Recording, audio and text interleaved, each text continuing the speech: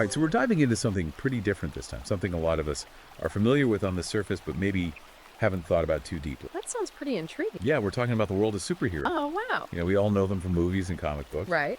But we're going to kind of go beyond that surface level today and crack open this book called Superheroes, A Psychological and Symbolic Analysis by Conrad Reicher. And I'm joined by... It's a fascinating book. Really dives into some deep ideas about these characters. Yeah, and that's what we're going to do in this deep dive. And one of the things that I found really fascinating is this idea that superheroes, they're not just a modern invention. That's one of the first things that struck me when I started reading this book. Yeah. You tend to think of superheroes as a product of the 20th century comic books and all that. Right. But Riker actually traces their origins back centuries. Really? Way before comic books. Wow, that's wild. Exactly.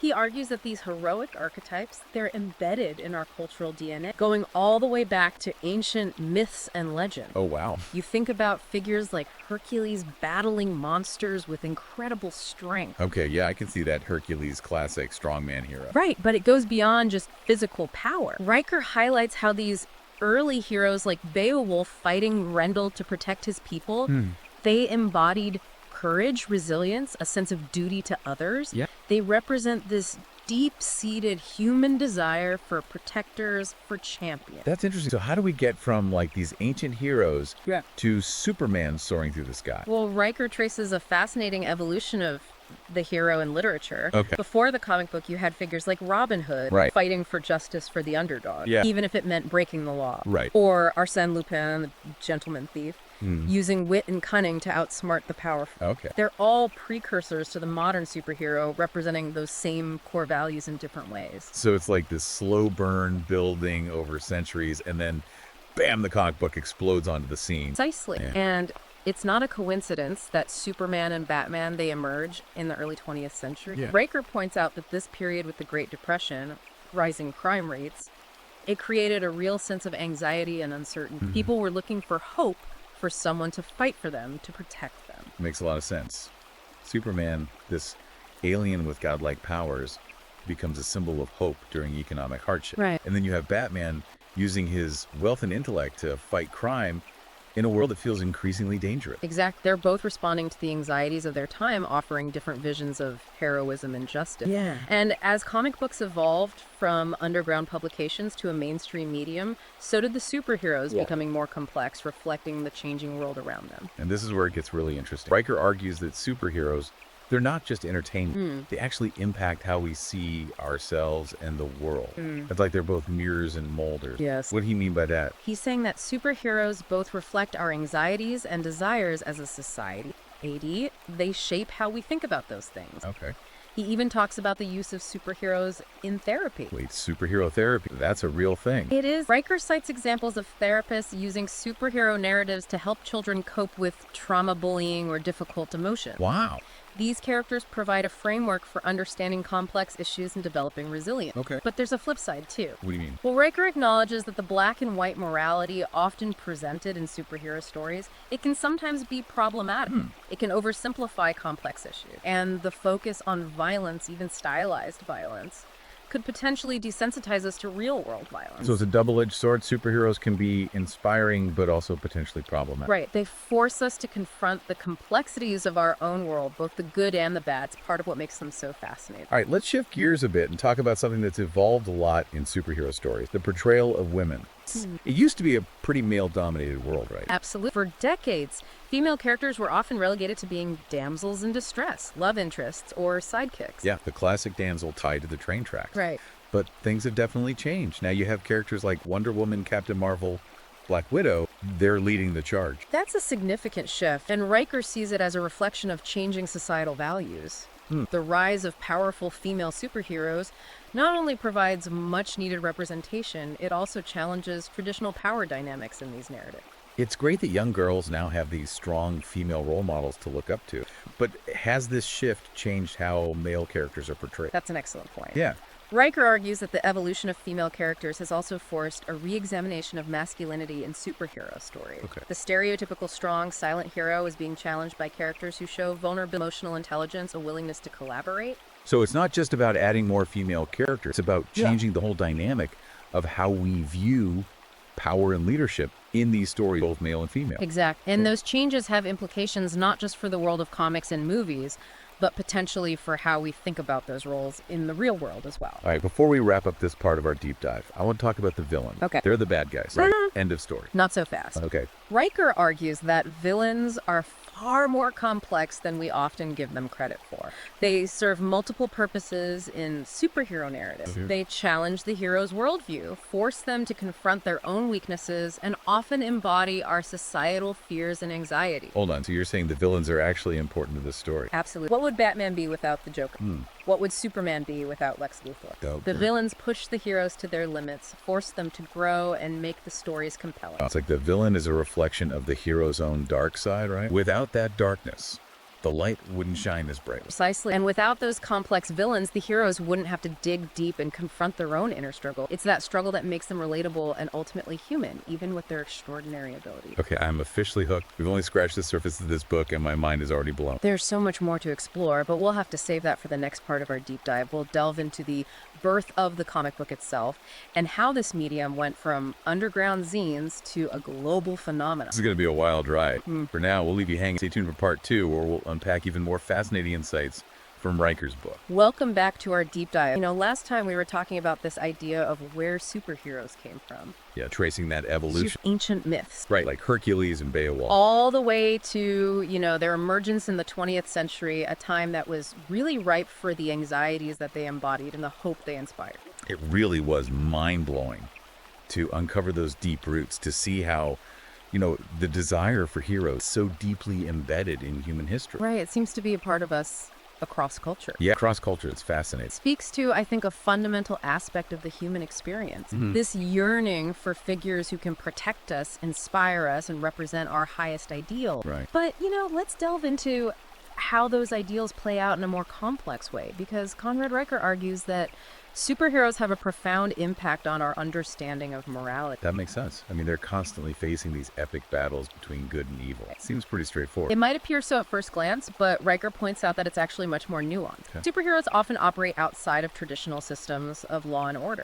They take matters into their own hands, which raises questions about vigilantism and the potential for abuse of power. Yeah, I always found that interesting about a character like Batman. He's fighting crime, but he's also breaking the law. Where's the line? Exactly. And that moral ambiguity is what makes these characters so compelling.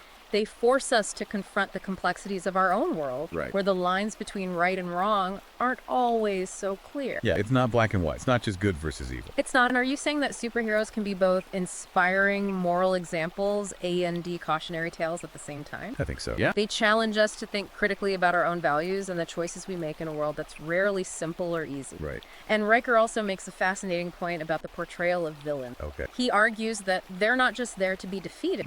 They actually reflect something deeper. What do you mean? I mean, they're the bad guys, right? Of course, they often represent a threat, but Riker suggests that villains frequently embody our societal fears and anxieties, almost acting as a mirror to our own darker impulses. Okay, so it's like they're forcing us to confront those shadows within ourselves, those aspects of human nature that we might not like to admit exist. That's a very insightful way to put it. And by facing those shadows, both in ourselves and in the world, we can better understand the true nature of heroism. Right. It's not just about brute strength or superpowers. It's about grappling with the complexities of right and wrong, of good and evil. And it seems like that complexity often plays out in the relationship between the hero and the villain. Right. It's not always so clear-cut. That's a great observation. Riker actually suggests that the relationship between hero and villain is often more complex than a simple battle between good and evil. Okay. Sometimes it's almost symbiotic. Like they can't exist without each other. In a way, think about Batman and the Joker. Right. Their relationship is so intertwined, almost like two sides of the same coin. Without the Joker's chaos, would Batman's order have the same impact? Wow, that's a fascinating way to look at it. It's like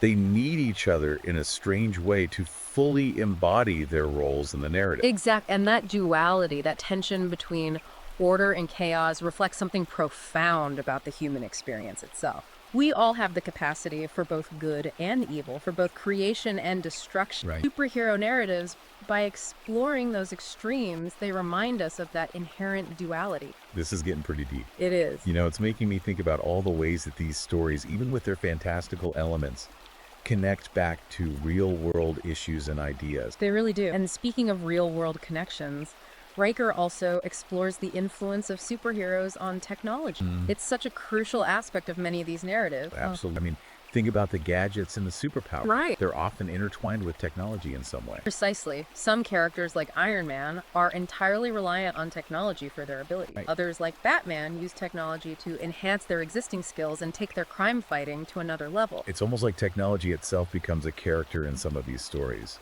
with its own potential for both good and evil. That's a great point. Riker argues that the portrayal of technology in superhero narratives often reflects our own anxieties and hopes about the future. Will technology be used to empower us or to control us? Yeah. Will it be a force for good or a source of destruction? Right. Like we're playing out those what-if scenarios, those potential futures, through these characters and their interactions with technology. Exactly. Superhero narratives give us a space to explore those anxieties and imagine different possibilities. They allow us to grapple with the ethical implications of technological advancements in a way that's both engaging and thought-provoking. It's like we're using fiction to explore real-world fears and dilemmas, maybe even to prepare ourselves for the challenges that lie ahead. Right. This is making me think about all those sci-fi movies where technology goes haywire and it's up to the heroes to save us. Precisely. And that's just one example of how superhero stories tap into those deeper anxieties about the power of technology and its potential to shape our future, for better or for worse. Okay, this is blowing my mind. We've talked about morality, technology, and now I'm wondering, what about the connection between superheroes and religion? I mean, some of these characters have powers that seem almost godlike, right? That's a really fascinating area that Riker delves into. Okay. He argues that superhero narratives often draw upon religious symbolism and archetypes, whether consciously or unconsciously. Can you give me an example of what you mean? Well, think about Superman. Okay. He's an alien from another planet sent to Earth as a baby to escape destruction. Right. He develops these extraordinary powers and becomes a savior figure protecting humanity from all sorts of threats. It does sound kind of like a Christ-like narrative when you put it that way. Right, and Riker points out that Superman's symbol, the S, has even been interpreted as representing a kind of intersection between the human and the divine. It's a symbol of hope, of transcendence, of a power beyond our understanding. So you could argue that superheroes are, in a way, modern-day myths. They're fulfilling that same human need for stories that explore the big questions about life, death, purpose, and our place in the universe. They tap into those primal human needs for stories of hope, redemption, and the triumph of good over evil. They offer us a framework for understanding the world and our place within it, just as ancient myths did for earlier cultures. It's amazing how these seemingly simple stories about guys and gals in capes can actually touch on such profound themes and resonate with us on such a deep level. It really speaks to the power of storytelling, the way it allows us to explore complex ideas and emotions in a way that feels both safe and engaging. Right, we've covered a lot of ground here, from the morality of superheroes to their impact on technology and even their connections to religious symbolism. But I'm curious, how have they influenced different forms of media? It's not just comic books anymore, right? That's right. Superheroes have had a massive impact on a whole range of media, from animation and video games to music and art. Their influence is far-reaching, shaping not just entertainment, but our cultural landscape as a whole. I'm thinking about all those classic superhero cartoons I watched as a kid. They were such a big part of my childhood. I can still hear those theme songs in my head. Animated superhero series have been crucial in introducing these characters to younger audiences. Shows like Batman, the animated series, and Justice League have become cultural touchstones, influencing not just children, but adults as well. And what about video games? I've always loved playing as my favorite superhero. Something so immersive about it. Video games have provided a unique platform for superhero narratives, allowing players to actually step into the shoes of their favorite characters and experience their powers firsthand. Right. It takes the fantasy to a whole new level. It really does. It's like you're living out your own superhero fantasy. Exactly. And the interactive nature of video games adds a whole new dimension to these stories, blurring the lines between audience and participant. You're not just watching the hero's journey, you're actively participating in it. Level of immersion is incredible. What about music? Have superheroes influenced music as well? I feel like certain themes and soundtracks are just iconic. Absolutely. Superhero themes and soundtracks have become instantly recognizable, often capturing the essence of the characters in a way that words alone can't. Think about John Williams' score for Superman or Danny Elfman's theme for Batman. These compositions have become inseparable from the characters themselves. You're right. It's like you hear those themes and you immediately know who the hero is, what they stand for, the whole atmosphere of their world. Precisely. And the influence of superhero music extends beyond film and television. Okay. It's inspired countless musicians and artists across genres, from rock bands to hip-hop artists to classical composers. Wow. It's a testament to the power of those themes, those heroic motifs, to resonate across different forms of expression. It's incredible to think about how these characters who started in the pages of comic books have permeated so many aspects of our culture. It really is. It speaks to their enduring appeal and their ability to tap into something deep within the human psyche. And speaking of creative expression, we can't forget about art. Right. Visual arts. How have superheroes been depicted in the visual arts? I immediately think of those classic comic book covers with their bold colors, dynamic poses, and dramatic composition. Those iconic images have become ingrained in our visual vocabulary, influencing everything from fashion to advertising to street art. But superhero art has also transcended the realm of comics, finding a place in galleries, museums, and fine art collections. So they've become a legitimate art form recognized for their aesthetic and cultural significance. Exactly, and that evolution reflects their growing impact on our society. They're not just entertainment. They're a reflection of who we are, what we value, and what we aspire to be. It makes me think about how superhero stories have evolved over time to reflect our changing social values. I mean, they're not just about punching bad guys anymore, right? There's a lot more depth and complexity to the themes they explore. That's a key point that Riker emphasizes in his book. Yeah.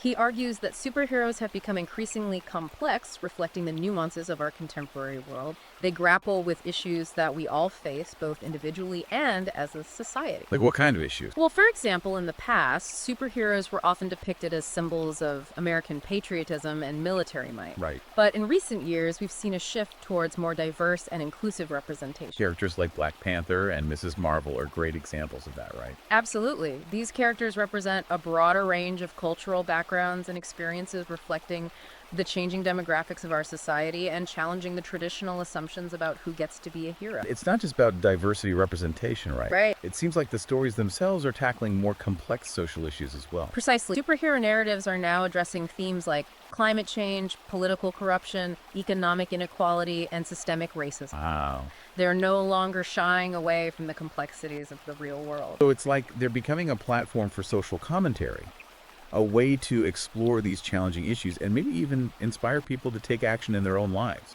That's a great way to put it, and that shift reflects the growing awareness that superheroes are not just fictional characters. They're cultural icons that can influence how we think, how we act, and what we believe is possible. We've covered so much ground here, from the psychology of superheroes to their impact on art, music, and even the way we think about technology and morality. It's been an incredible conversation. It really has, but there's still one more aspect I want to touch on before we wrap up this part of our deep dive. Yep. What about the business of superheroes? Right. It's a huge industry. You're telling me it's mind-boggling to think about how much money is involved in superhero movies, comics, merchandise, video games, and all the other products they inspire. It's a global phenomenon. It really is. Riker devotes a whole chapter to this topic, exploring the marketing strategies, merchandising deals, and global reach of superhero franchises. It's fascinating to see how these characters, once confined to the pages of comic books, have become a multi-billion-dollar industry.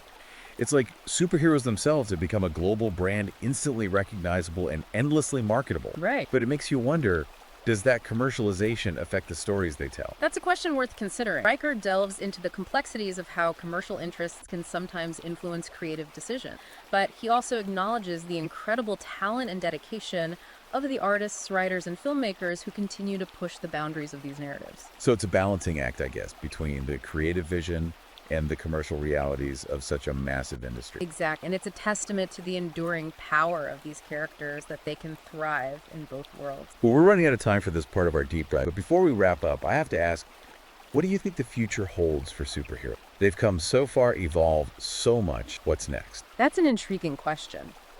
I believe that superheroes will continue to evolve, reflecting the changing world around us and the ongoing conversations about representation, social justice, and the complexities of the human experience.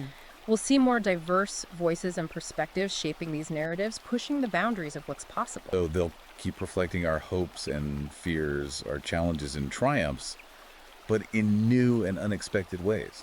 Precisely. And perhaps just as they've done for generations, they'll continue to inspire us to be a little bit more heroic in our own lives, to fight for what we believe in, and to strive to make the world a better place. That's a great note to end on. Stay tuned for part 3 of our deep dive, where we'll venture into a territory that every superhero universe eventually faces the impact and meaning of death, even for those with extraordinary ability. Welcome back to the deep dive. So we've been on this incredible journey exploring the world of superheroes, going way beyond just, the capes and the powers and the fights. Right, really digging into what these characters represent. Yeah, and in this final part, we're going to get into some pretty heavy territory. Oh. We're going to talk about death. Okay, that's a fascinating aspect of superhero narrative. Yeah. Something that Conrad Reicher explores in his book Superheroes, a psychological and symbolic analysis. And, even though death is often temporary in these stories, Right. it still carries a lot of weight. Yeah, I mean, we all know that superheroes die and come back to life sometime. Right. It's almost expected. It's part of the genre. But Riker argues that these deaths, even when they're not permanent, have a deeper meaning. Exactly. He suggests that superhero deaths, even temporary ones, can serve as powerful reminders of our own mortality. They force us to confront the fragility of life, even for those with extraordinary abilities. It's like it makes these larger-than-life characters more relatable, more human. Right. Because we all face the inevitability of death. Right, and the way these deaths are portrayed can vary widely, reflecting the cultural context of the story and the specific themes the creators are exploring. Can you give us some examples of how superhero deaths have been used in different ways? Sure. Take the death of Superman in the 1990s, the massive event in the comic book world. Superman, the seemingly invincible symbol of hope, falls in battle against Doomsday. I remember that it was huge news, even for people who didn't regularly read comics. Exactly. And Riker argues that Superman's death wasn't just a shocking plot twist. It also reflected a broader cultural shift, a sense of disillusionment, and the shattering of the idea of American independence. Wow. So even a fictional death can have these real-world implications, tapping into these deeper anxieties and cultural moments. Absolutely. And it's not just about symbolism. Superhero deaths can also have a big impact on the comic book industry itself. How so? Well, when a major character dies, it often leads to a surge in sales and media attention. It shakes things up, creates new possibilities for storylines, and can even introduce new characters to fill the void. So death can actually be good for business. That's a little morbid, but I see what you mean. It's a complex dynamic, but it speaks to the enduring power of these characters and how deeply they connect with readers. Right. Their deaths become major events. They spark conversations and debate. It's like their deaths become a part of their legacy, adding another layer to their mythology. Precisely. Yeah. And speaking of mythology, Riker points out that superhero deaths often mirror the deaths of mythological figures. Okay. They tap into those same archetypal themes that have resonated with humans for centuries. What kind of parallels are we talking about? Well, think about the death of Captain America. Okay. He's assassinated, becoming a martyr for his beliefs. Right. This echoes the deaths of many religious figures throughout history, those who sacrifice themselves for a greater cause. It's like they become symbols of something larger than themselves, even in death. Their sacrifice inspires others to carry on the fight. Exactly. And that's one of the reasons these deaths resonate so deeply with us. They tap into those universal human themes of sacrifice, loss, and the struggle for justice, even in a fictional world. These themes have a powerful impact on us. This has been an incredible journey exploring the world of superheroes from their ancient roots to their profound impact on our culture. Who knew there were so many layers to these stories? Yeah, it's amazing how much there is to unpack. It really is. We've seen how these characters reflect our values, our fears, our aspirations. Right. They challenge us to think differently about ourselves and the world around us. And even in death, they continue to inspire us. Indeed, if you've enjoyed our deep dive, I highly recommend checking out Conrad Reicher's book, Superheroes, a psychological and symbolic analysis. Great book. You can find it on Amazon Kindle and Google Play Books. Awesome. It's a thought-provoking read that will change how you see these characters and the stories they inhabit. And on that note, we'll leave you with one final question to ponder. Okay. If you could have any superpower, what would it be and why? That's a good one. Until next time, Deep Divers.